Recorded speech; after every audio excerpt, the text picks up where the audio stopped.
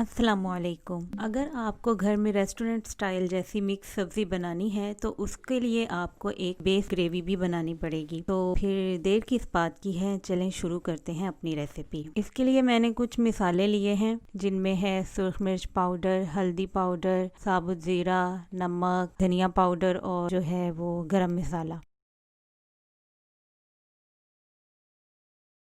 और मैंने ये लिए हैं ग्रीन पीस और एक लार्ज पोटैटो और यहाँ पे मैंने एक गाजर ली है और एक गोभी का फूल लिया था मैंने। तो आप अपनी मर्ज़ी और पसंद के हिसाब से सब्जियां ले सकते हैं, जो भी आपको पसंद हो तो वो आप डाल सकते हैं। मैंने यहाँ पे आधा जिंजर लिया है, 2 क्लोव गार्लिक के लिए हैं, एक टमाटो लिया है और 2 हरी मिर्चें ली हैं।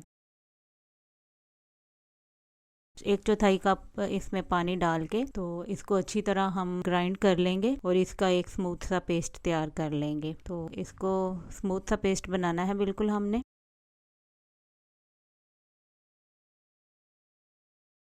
एक पैन में हम 4 टेबलस्पून ऑयल लेंगे और इसमें हम एक अदद बड़ा प्याज मैंने काट के स्लाइस में, इसको अब हम फ्राई कर लेंगे अच्छी तरह। तो प्याज को हम गोल्डन ब्राउन होने तक अच्छी तरह फ्राई करेंगे। जब इसका कलर गोल्डन हो जाएगा तो हम इसमें जो हमने ग्राइंड किया था मिक्सचर वो ऐड कर देंगे। तो इसको अच्छी तरह भून लेंगे ताकि इसका कच्चापन दूर हो जाए। तो तकरीबन हम 4-5 मिनट तक इसको अच्छी तरह भूनेंगे। फिर हम इसमें सारे मसाले ऐड कर देंगे। मसालों का आप डिस्क्रिप्शन बॉक्स में भी देख लीजिएगा कितनी क्वांटिटी में लिए थे। और इसको अच्छी तरह हम भून लेंगे और फिर अब इसमें हम सब्जियां ऐड कर देंगे। तो इन सब्जियों में पानी हम नहीं डालेंगे, ये अपने पानी में ही गल जाती हैं। पानी सिर्फ इतना ही गया है जितना हमने वो मिक्सचर तैयार करने में डाला था। तो इन सब्जियों को हम अपने पानी में ही गलाएंगे तो ये ज़्यादा मज़े की बनेगी। बहुत ज़्यादा पानी डालने से फिर वो ये अंदर मिक्स हो जाती हैं और देखने में भी अच्छी नहीं लगती और खाने में भी वो मिक्सचर सही बन जाता है, पेस्ट सा वो अच्छा नहीं लगता। तो सब्जियां जो हैं वो अच्छी हमेशा खड़ी खड़ी ही